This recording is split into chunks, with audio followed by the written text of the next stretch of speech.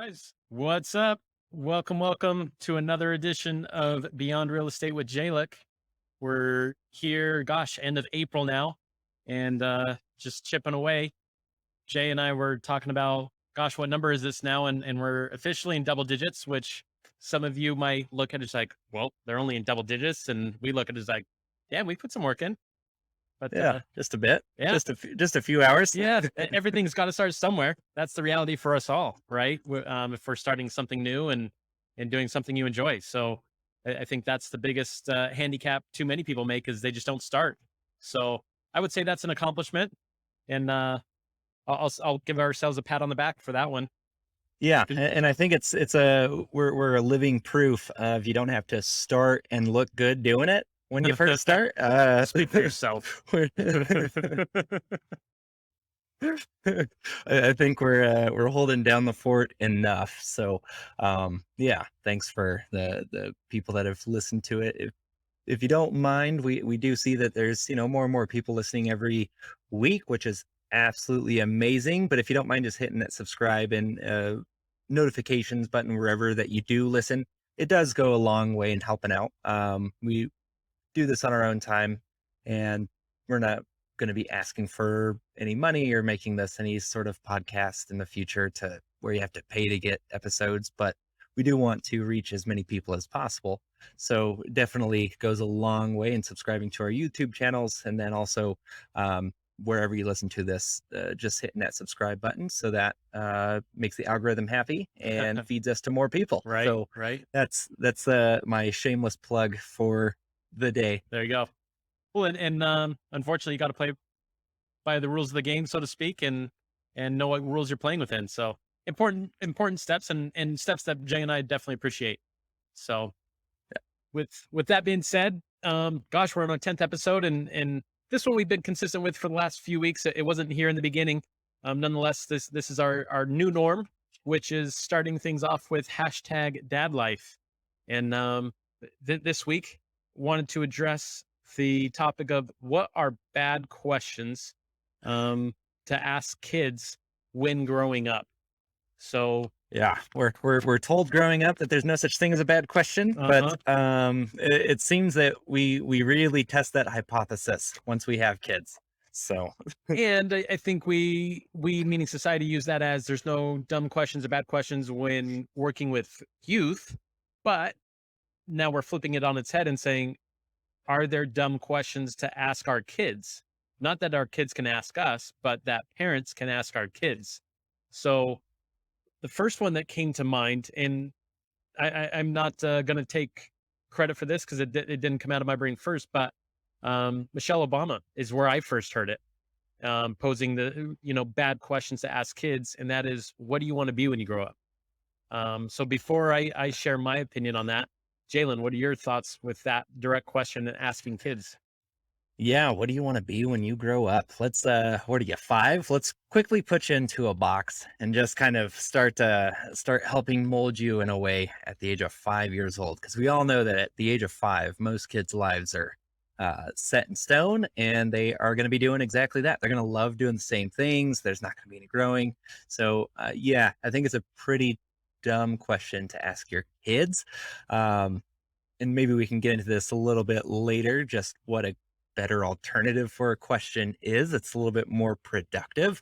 But yeah, I don't like the idea of just boxing my kids into something that, hey son, remember you said that you liked doing this a long time ago. Why don't you get back with that's something that I want to envision you as being, and so now I want you to I want to use kind of your own words against you. Right. Not that my mother is guilty of it by any means. I love her to death, but she always had a little bit of a push into the medical field. And so I remember constantly, not constantly, but every once in a while, getting that, hey, if this is how you're going to act, that's not how doctors act. That's not how, if you want to be a nurse, that's not how nurses act. It's like, I don't remember saying I wanted to be, but maybe I did at some point. So I think it goes right into that, where you're like, did I say that? I don't think so, but Yeah. maybe. And so you're having to like rethink and be like, no, I don't want to do that though for this reason or that. So Yeah, that's my 2 cents on it. Nick, Michelle Obama said it, Yeah. so everything she says isn't infallible. So what are your thoughts on that though? I think it's bad for a couple of reasons. One, you think of the references that kids understand, as you alluded to, when they're 5, when they're 8, when they're 10, like what have they been exposed to? Like hardly anything. So what's the generic answer? A fireman, a police officer, a teacher, like they're basic things because that's what they've been exposed to, right? And Heroes. yeah, yeah, heroes. I want to be Superman when I grow up. Can I take Santa's place? Yeah, Yeah. so they're such general things, which nothing wrong with, but like you said, why be worried about attaching your life and everything you do around that concept because things change, right? Here's the reality too, another reason why I think it's a bad question is you have kids that go through college that get degrees and then want nothing to do with that degree. Like, and those are 18, 19, 20 some year olds that are making those decisions, let alone kids that haven't even reached double digits yet, you know? Yeah. So yeah, that's where my head goes for why that's such an irrelevant question and a bad question, really, to ask kids. What do you want to be when you grow up? Oh, 100%. And you see it being so, and we've talked about grades before and the how we don't believe that college is necessarily a necessity to be successful in life. And I think that also sometimes you can kind of push your kids towards a college path way early on so that now they feel like they're a failure if they don't go to college. If they don't start that trade school that's paying them, $30 an hour, it's Sure. like, yeah, And that's a lot better. yeah, and just for the record, Jalen and I have discussed how we don't feel college is necessarily the right avenue. With that said, Jalen, did you go through it personally? I went to college. I was one of those people though that was like, what am I going to do with this degree? I Sure. was getting a philosophy degree. Yep. Like what am I, what Seeing, am I going to do with that? yeah, So it was like dropping out without getting my degree because there's no use in throwing more money at something I don't sure. want to use and don't intend on using. So, Right. And so that's your path. I went through the business side of it and went and got my degree in business with a concentration on entrepreneurship. My wife got yep. a master's. And then your mom No. Yeah. got her degree in what? Her is it too far to say in her 40s?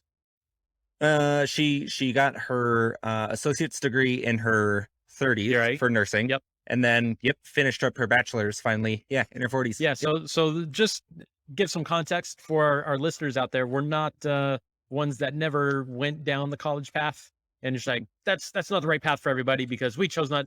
No, Yeah. we have experience in it, and that's Yeah. just our idea that Jay and I both agree on. Yep. So, And we just want to also make it clear though that we don't think that college leads inevitably to success, or right. that if your kids don't go to college, that now they're a failure. I'm not going to push my kids towards college if they're more interested in a trade or, you know, going into the military. There's a lot of things that don't include you going to college where you can be successful. Yep. And going back to the bad question of what do you want to be when you grow up? We just don't want to pigeonhole our kids at any point in their development of like, well, college has to be on the table or else So it's not good. let me play devil's advocate on that statement, Jay. So you said don't want to Yep. pigeonhole our kid at any point. At what point is it important for parents to hold their kids accountable, and to what end to say to be really good at something, you have to invest a lot of time in it. So at what Yep. point do you start specializing? Um, or I don't know, how do you get really good at anything if you don't say that's my path, that's what I want to do? Yeah. I think it actually is something that you have to do on a daily basis. I think it's something that you have to hold your kids accountable to their daily actions. Those daily actions snowball. So am I am I shaping my kids with what I think, whether a world ideology or what I think that they should do when they grow up, or to a degree, but I think more importantly, I try to focus on how can I mold my kids to be hard workers and put their best foot forward in everything they do. Because in my view, with that mentality, you don't have to worry about what your kids will do because you know that they're going to be a good person and they're going to be doing it to the best of their ability, no matter which route they go down. So that's how I view you setting your kids up for success, not a blanket, you have to go to college, have to be higher educated, or you have to start specializing really young. But that's not to discount that there are specializations that if you don't start early, your specialization, you're just not going to be able to catch up with the rest. I think sports is a huge one. You see like gymnasts and baseball players, football players, where they're getting scouted and drafted, or not drafted, but they're getting scouted and talked to when they're 12. And it's like, yeah, if they didn't start the sport when they were 5, you can't expect a 12-year-old just to never playing the sport, walking on and doing it. So there is a place for specialization, but I think again, it comes to hard work, determination early on, and make sure that that groundwork is set so that they can succeed in those other things. Yep. Yeah. What are your thoughts on that, Nick? Well, Try to flip it right back to you. Yeah, and I think it goes back to a prior discussion we already had, which was how quick our job environment has changed over the years, right? And now it's not uncommon for someone to hold down 2 and 3 types of jobs, to have those side hustles, as some people have termed them. Yeah. And with that being said, let's be honest, there are jobs created today that didn't exist. I mean, you and I are a generation ish apart, and there are jobs that didn't weren't there when you were a kid, let alone when I was a kid.